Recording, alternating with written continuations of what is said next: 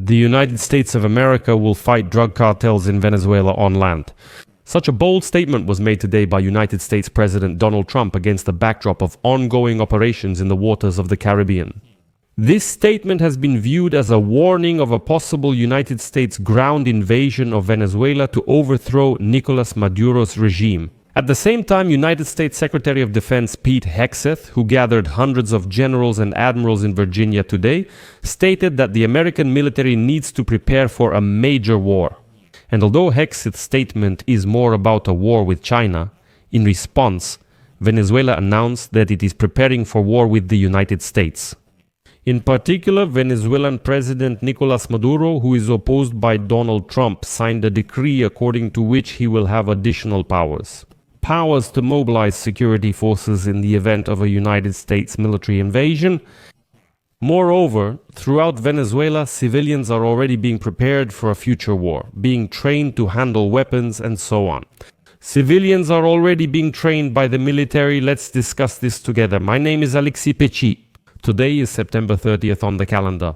And before we start this episode, I want to remind you that several news stories are released every day on this YouTube channel. There are a lot of analytical segments so that you stay informed about absolutely all the news. That's why I recommend subscribing to this YouTube channel.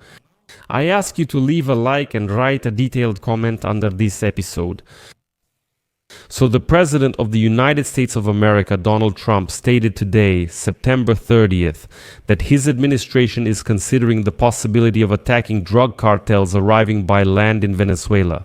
But in fact, Trump has actually announced military operations this way. The drug cartels are already directly on the territory of Venezuela, which is very different from military operations on the water in the Caribbean. Let me remind you, American servicemen have already attacked several ships, which they said were smuggling illegal drugs from Venezuela to the United States. And today, Donald Trump says, quote, "Now we're going after the cartels. We are going to seriously go after the cartels that are coming in by land. Venezuela is dangerous due to drugs and other factors. It's very dangerous."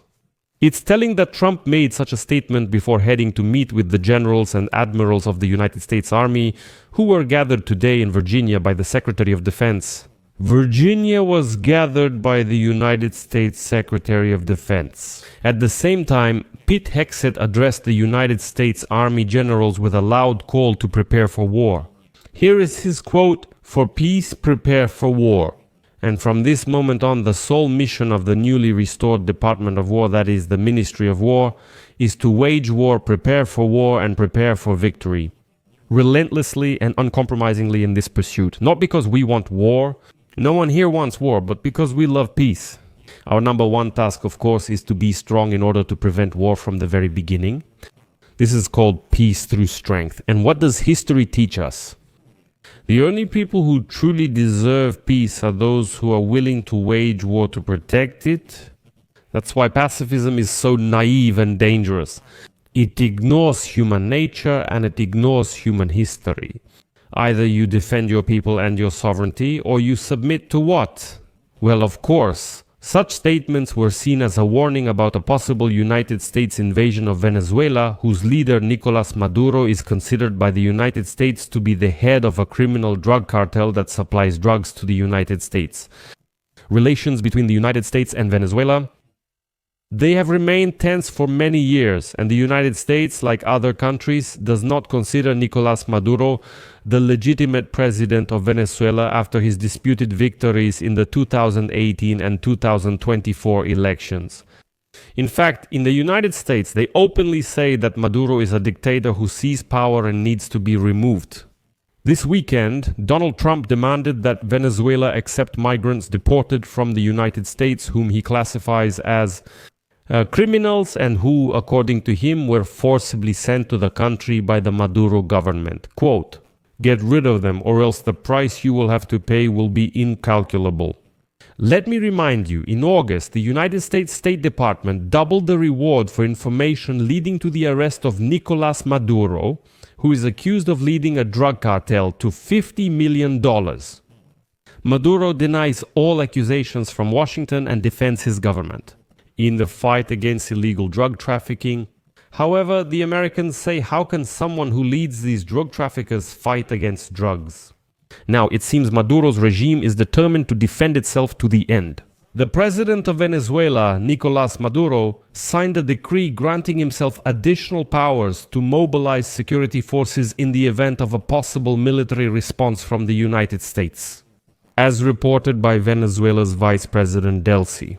Delcy Rodriguez said the decree will take effect if there's external aggression, especially from the United States.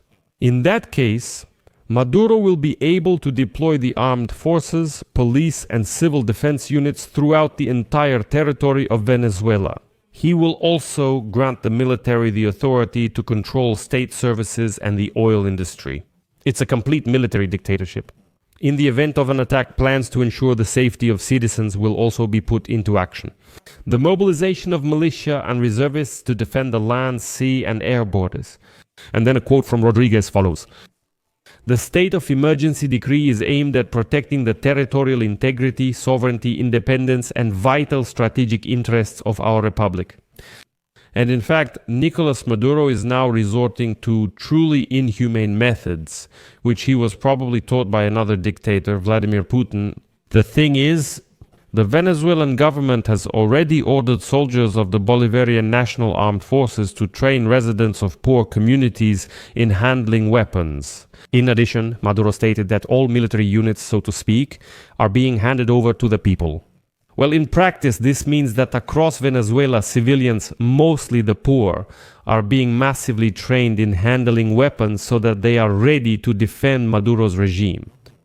Nicolás Maduro's goal is simple, yet very frightening: to form a human shield against possible military action, and Maduro's intention is not for civilians to resort to armed struggle, but rather to raise, as they say, awareness of the consequences that an attempt at military intervention in Venezuela could lead to. It will be those poor people with guns who end up at the front.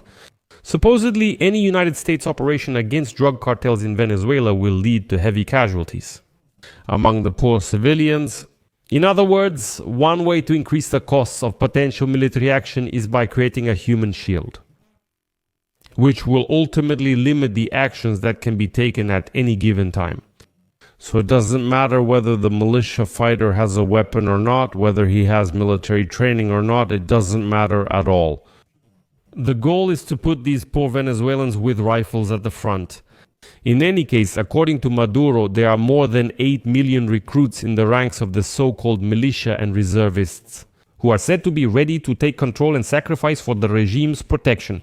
Therefore, Maduro is obviously ready to defend himself to the end using ordinary Venezuelans. I'll leave it at that. Share your opinions and conclusions in the comments below this episode. Subscribe, hit the bell and like the channel. That's it for now. Take care. Goodbye, everyone.